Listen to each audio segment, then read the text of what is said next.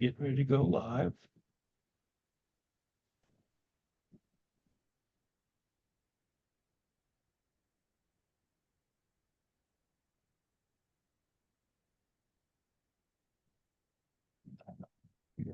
Happy Monday, everybody in the Worthy community. It's Steve Wormer coming at with you today.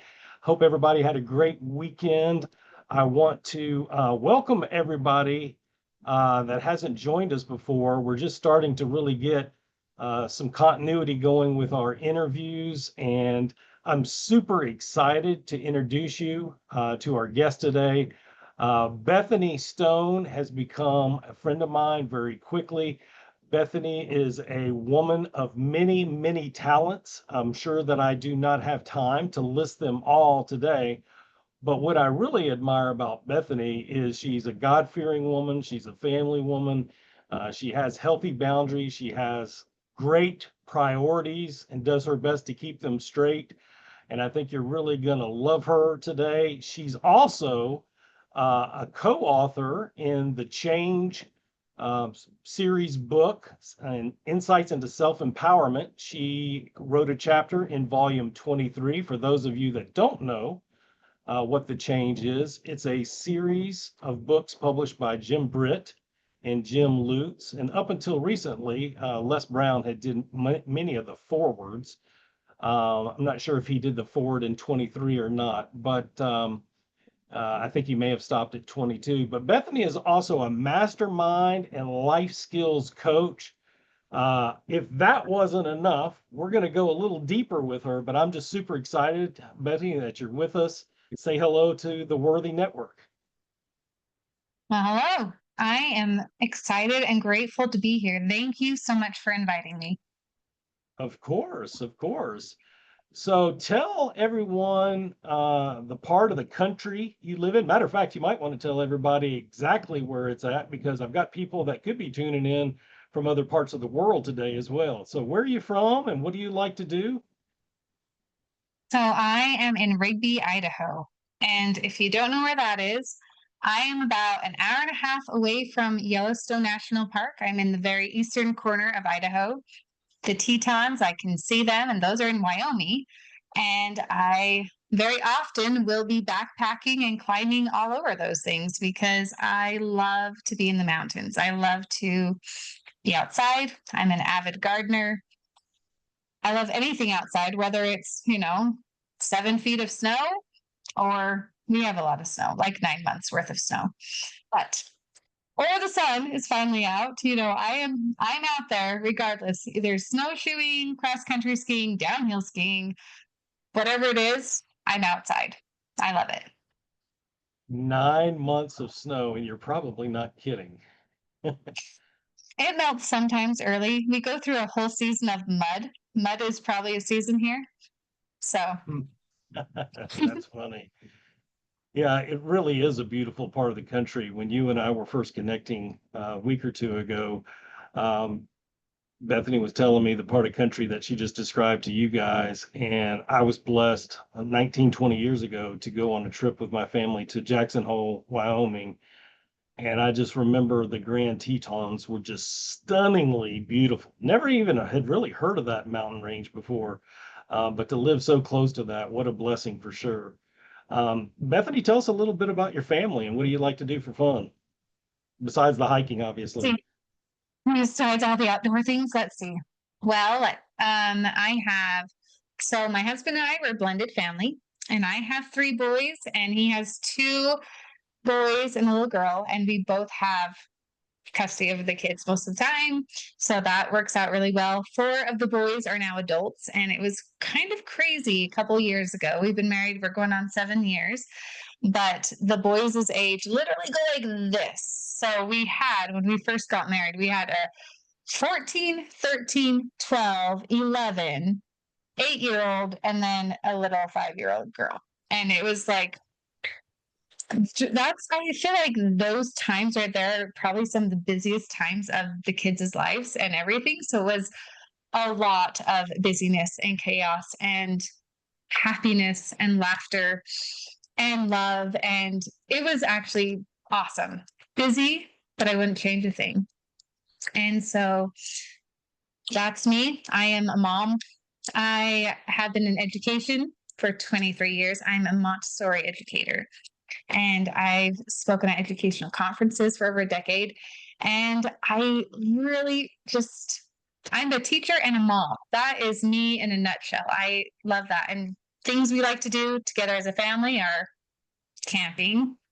I also teach ballroom dance because now that I have a little girl, she wants to dance. And I used to be a competitive ballroom dancer. And so I'm teaching again, which I love to have that, creative outlet. It's not a lot. I teach for a couple hours a week, and it is so fulfilling to choreograph to music. And then my husband, how we met, is dancing. And then we also teach adult classes once a month too with a live jazz band. That's kind of fun. We like to do that. And then my husband is part of a coach on the mountain bike team. And right now is mountain bike season. And so they do mountain bike races. And the two youngest ones that are home, the girl and the boy, they are on the mountain bike team. And I don't know, this is really what we do. We just hang out outside and dance and garden. This is Idaho. This is where we're at. Amazing how full life is and how full the house is, right? Amazing. It's wonderful. So good.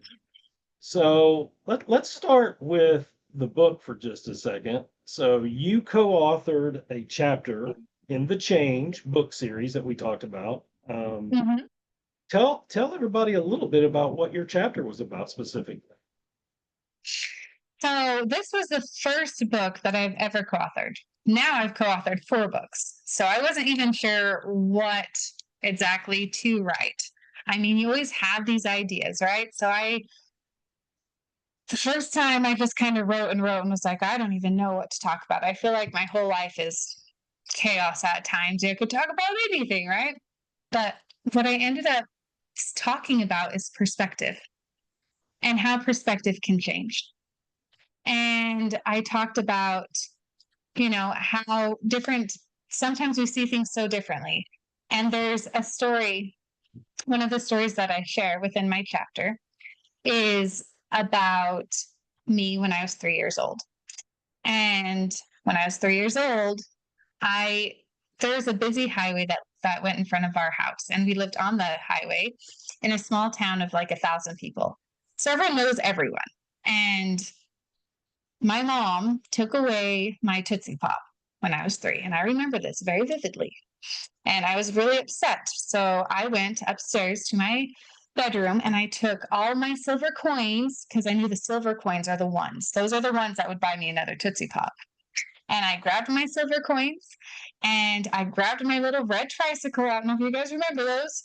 And I got on that highway on the side because I was like, my parents taught me, don't be on the highway, always be on the other side of the white line.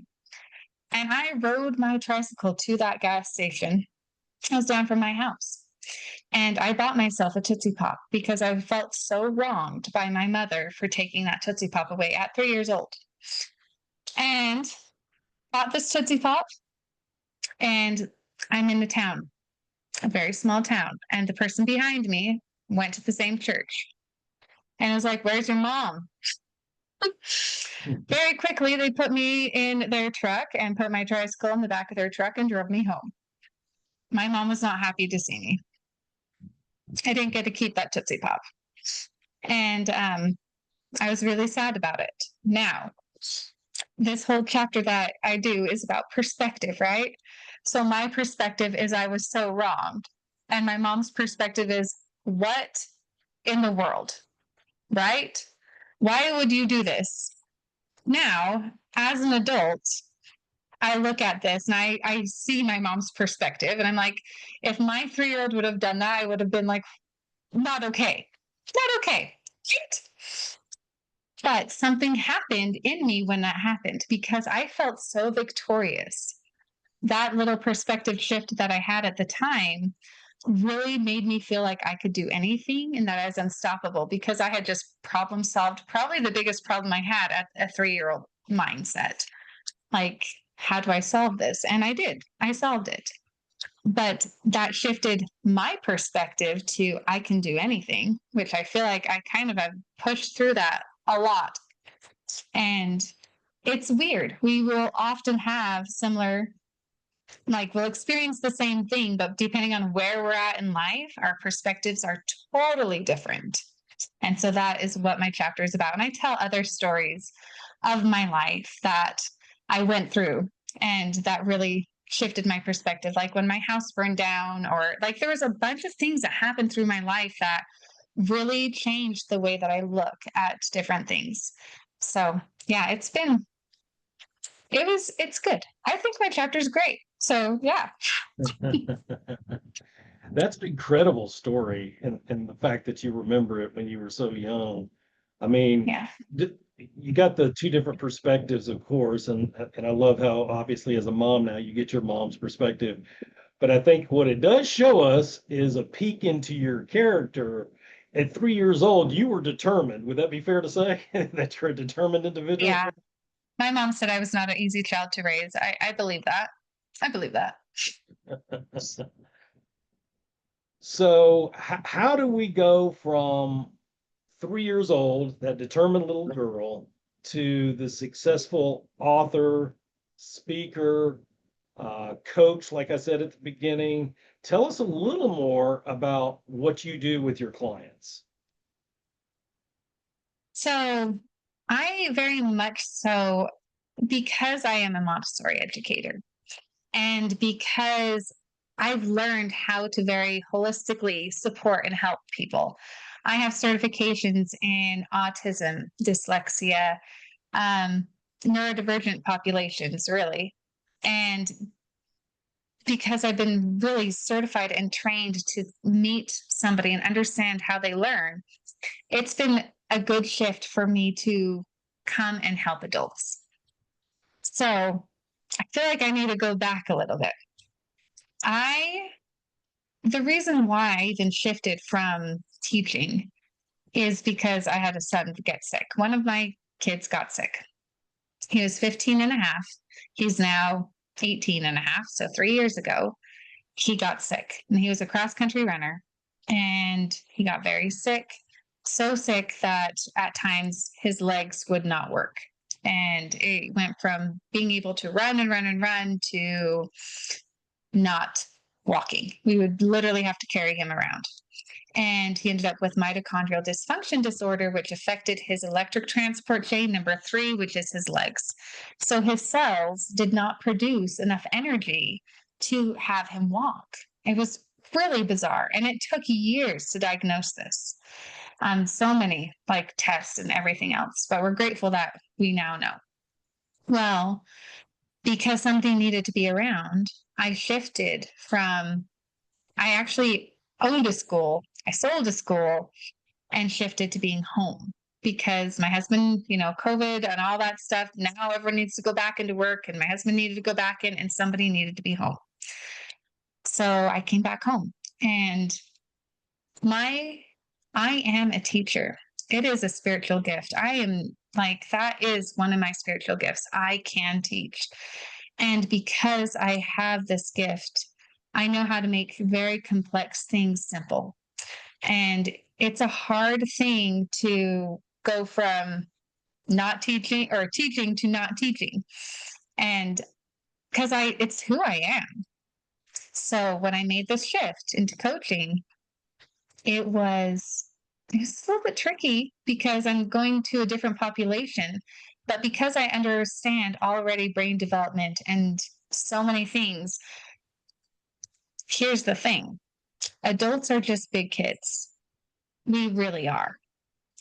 I thought it'd be a huge, crazy thing, but realistically, we're just big kids. And being able to create this curriculum, I had to create it in a way that big kids would understand. Because little kids, you walk into the room and they're like, Stephanie, we love you. And you feel like a celebrity. Like you walk in, you're like, yes, I am here. Everyone can be like, if you ever need like a self-esteem boost, walk into like a preschool or a kindergarten classroom because they just all love you. First grade, once they're in third grade, it goes downhill a little bit. But I mean, Those ages right there, they really love you with everything that they have. So having to shift that into, they'll believe anything I say to an adult. Adults don't want to believe everything you say. Adults think that they can do everything by themselves. Like we have this thing where they're like, I'll just YouTube it. I can do that. I'll just YouTube it. I know how to do that. I'll just YouTube it. And I mean, I'm guilty of this. I've tried to fix things before. YouTube, right? Well, here's the thing. When you're trying to teach an adult, and I had to shift to adults, I had to shift the way that I teach. And so I created a program. And this program is called the 5 Buckets of Self Care because I'm a life skills coach. And when you teach things in a way that an adult understands, because we understand that we need to take care of ourselves. And if you can learn how to take care of yourself in these 5 areas I created, and I'll tell you those in just a second, then you're able to really understand the skills that you're missing. Why can I not take care of myself physically? Why can I not communicate effectively? Why can I not make my bed every day? Why do I burn water? There's literally life skills that are in self care that we just haven't put together. And when I was coming up with this program, the reason why is because then as adults, you can find them out. We work so much better if we have self discovery. We work so much better if we're working towards something and then we have that aha moment and we're like, oh, wow, that's what it is. I should work on that. That is how adults learn. And so I created a program where adults can be successful at learning at a capacity that they can learn. And honestly, the reason why it's called the 5 self-care buckets is because I am a teacher. I did teach children. And when I was thinking about naming this program, that song, um, there's a hole in your bucket, dear Lila, there's a hole in your bucket. You know that song? Well, guess what? That song has always frustrated me because no matter what, they cannot fix that hole. It drives me absolutely crazy. People want to see they put mud and straw and everything in that hole and they cannot fix it because it's a life skill. If you want to fix your buckets and actually fill them, you got to fix those life skills and then your buckets will fill up. That is why my course is named that. And the 5 areas of those buckets, which I promised I would tell you, are you have your, oh my goodness, my brain went blank for just 1 second. You have your emotional self care. And then you have your spiritual self care, because you cannot do spiritual self care if you do not know what you're even feeling. And then you have your physical self care, you have your social self care, and then you have your intellectual self care. And it's all of the life skills that you need to develop are literally built within those areas. And so that is what I do now. And that is the program that I've created. And it's actually really exciting. And I love that people can learn at a capacity where they need to and the skills that are specific for them. Because it's not always a one size fits all. It's not. Some people have developed other skills and they don't need organization or they don't need time management, but they might need conflict resolution or they might need boundaries. Everyone has a different skill set. And it's about meeting people where they're at and building them up from there. And that is really what I do and what I really specialize in doing. I'm from is a self-care bucket. And I'm a big proponent of self-care myself. Don't think I've gotten into it quite as deep and wide as you have. And I'm very, very interested in learning more about the 5 buckets. It's so important, especially in today's society, to have that self-care for sure. Bethany, I could be wrong, but usually when somebody teaches something with that much conviction and passion, was there something in your life that you had to overcome, or maybe there was an imbalance of life that led you to create the 5 buckets? Yeah. So, I've mentioned that it's a blended family. So obviously I was married before, but actually I was married twice before, which is not something that people like to advertise, be like, I've failed multiple times. Nobody wants to admit that.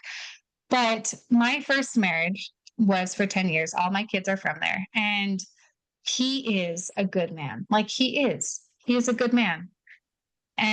But there's always here's the qualifier. He had undiagnosed bipolar syndrome. He would drink pretty much everything, had 4 affairs, all the things you can possibly think of. And he was very physically abusive when he was an alcoholic. And that was a really hard thing to go through. And because I knew his heart, and that's a hard thing. And I think as women who are in those situations where you actually know that they're good, their core is good, but then all of a sudden you're not okay and you're trying to protect your kids, all the things. Well, finally, he actually was the one that filed for divorce at a marriage retreat. Told me he was filing for divorce at a marriage retreat. Which is cool, right? Super cool. So, and he told me that when we got back, he's moving out to be with this was his 4th girlfriend he had had during our marriage. I'm like, awesome. Cool, cool. All right. And I was diagnosed with battered wife syndrome. I went into this marriage with that same I can do anything mentality as I did when I was 3. What happened though is that slowly I got a little bit poisoned and kind of got discouraged, because when your life isn't so good and you're constantly covering up, like, you are losing yourself. You are not taking care of yourself, and you literally are losing yourself. And I started losing myself. I didn't lose myself as much as I thought I had, because very quickly I rebounded into an even more abusive marriage. And he was an attorney, and he really knew how to emotionally abuse you. And that is a difficult thing. And I would take physical abuse any day over emotional abuse, because emotional abuse doesn't go away. Physical abuse, it hurts. And then guess what? You heal. Emotional abuse plants a seed deep in your soul that grows and that festers and makes you darker and darker and darker until you start believing what is being said. And you start believing this. I'm very fortunate that this marriage was short lived. But during that time is when I lost myself at the darkest point, because I really thought like my life would be better without me, thinking about pills I could take, like totally suicidal. But here's the thing. Yeah, you can have dark seeds that are put deep inside, but you also have those seeds of hope. And if you can have one little glimmer of nurturing toward a seed of hope that you have within you, it can start to grow. And when I was at my lowest in bed, thinking of all those things, I happened to look outside my window and there was a hummingbird couple making a nest. And that was, well, God knew that that was literally the seed nurturing that I needed, because I am a Montessori educator. I know all about zoology and I know how rare that is to see. I also know that they like work so hard to conform this around their bodies. And it's probably one of the most beautiful things. I actually have that hummingbird nest as a reminder. I have it. But that hummingbird nest was the only thing that I needed to start growing again. And as soon as I started growing again, guess what? That 3-year-old girl came back. And I was like, holy cow, I can do anything. I'm good. Guess what? I am good, and I need to take care of me to be able to take care of the people I love, to be able to really have my life be the way I need it to be. I need to create boundaries. I need to. And self care is not getting your nails done and your hair and all the things. That is not self care. Self care is the stuff that you don't actually want to do. And you make yourself do it because when you do it, you become a better person. And that is what I've discovered. And I do, I live it. I mean, I was actually beating myself up this morning because I usually like to be on my walk at 5 a.m., but I was out there at 5:30 but I did it. And you don't have to be perfect, and that's okay. That is the beauty of a new day. You always get to try to be better than you were the day before. And I've learned a lot of lessons along the way. And I've learned a lot of hard things, but I'm so grateful for every single thing that I learned because it grew me into the person I am today. Yeah, so many nuggets of wisdom in what you've shared. And when you were sharing about your ex-husbands, I wanted to say, I'm sorry you had to endure that. And I do want to say that because it did leave a mark, right? Emotional scar, like you said. However, I also know that God used that to make you the person you are now. And Yeah. what a vessel you are for him now. And I know we're a little short on time, but Bethany, you said seeds of hope a minute ago. And my community is all about feeling worthy right now. Like you've overcome a lot. The folks in my community are either overcoming a lot presently or they already have overcome a lot. But for those that are still really struggling, what would you say to the audience to give them a seed of hope? To look outside yourself. Find the seed. What nurtures your seeds of hope is gratitude. We sometimes forget that we have so much to be grateful for. If God didn't love us as much, I'm pretty sure nature would be not as pretty. I'm pretty sure we wouldn't be seeing flowers. I'm pretty sure that we would not be seeing, beautiful scenery or have the friendships or have people care about us. It's looking for those little things because life is hard. But we also, it's not supposed to be easy. It's called uncomfortable growth for a reason. And if you're going through something hard right now, it's because you're growing. And when you're on the other side and you get to look back, you get to see that beautiful growth, those seeds of hope, those seeds of struggle, those seeds of potential that you have within, they grow. And sometimes it's not always comfortable to do it. That's so wise and so true. Bethany, we're going to have all your contact information in the show notes when we're done. But if somebody has really resonated with you today, which I'm sure there's been many, how can people find you? You can go to my website. You can either do thrivingbynature.com or just put in bethanystone.com. It'll lead you both to my website. And there is a way that you can book a call with me. And there's a free call, 30-minute call. There's also, if you scroll down, you have other content that you can see. There's also a free PDF of the change book that I was in, and you can read all the stories that I talked about. And then that's on there. And there's also right now, if you want to join me, I'm going to go to Europe. I'm going to be running my self-care course on a European yacht cruise. It's going to be very intimate. And until September 31st, we're going to be offering $750 off that cruise. And I think it's going to be amazing. And we're starting in Nuremberg, which it goes from Nuremberg to Budapest. I specifically chose this yacht cruise to run my course on because Nuremberg is where World War II started, and that is where humanity forgot itself. That is where people forgot how to love themselves. And so I think it'll be a great experience. So yeah, contact me. I'm around. Bethany, you're the real deal. I appreciate you being vulnerable and authentic with the community this afternoon. Thank you for giving us your heart this afternoon. I just want to, before we sign off, remind everybody listening that whatever you're going through, whatever you're wrestling with, whatever you're trying to overcome, whatever you're praying for, that even if it hasn't arrived yet, you're worthy right now while you're waiting for it. You're worthy despite your past. You're worthy despite you haven't met all your goals yet. Those are important.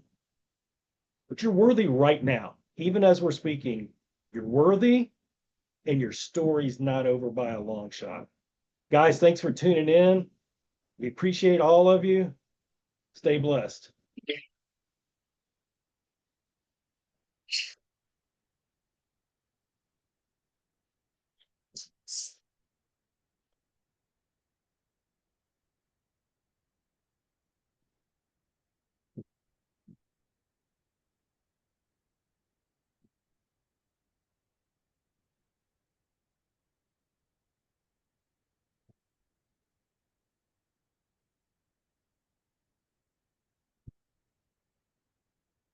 A little difficulty.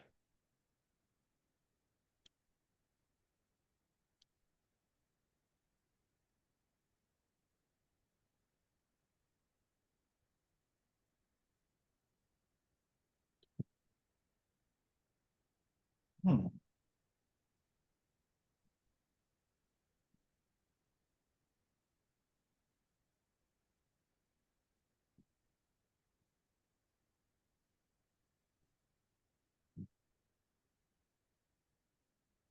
I think it's done.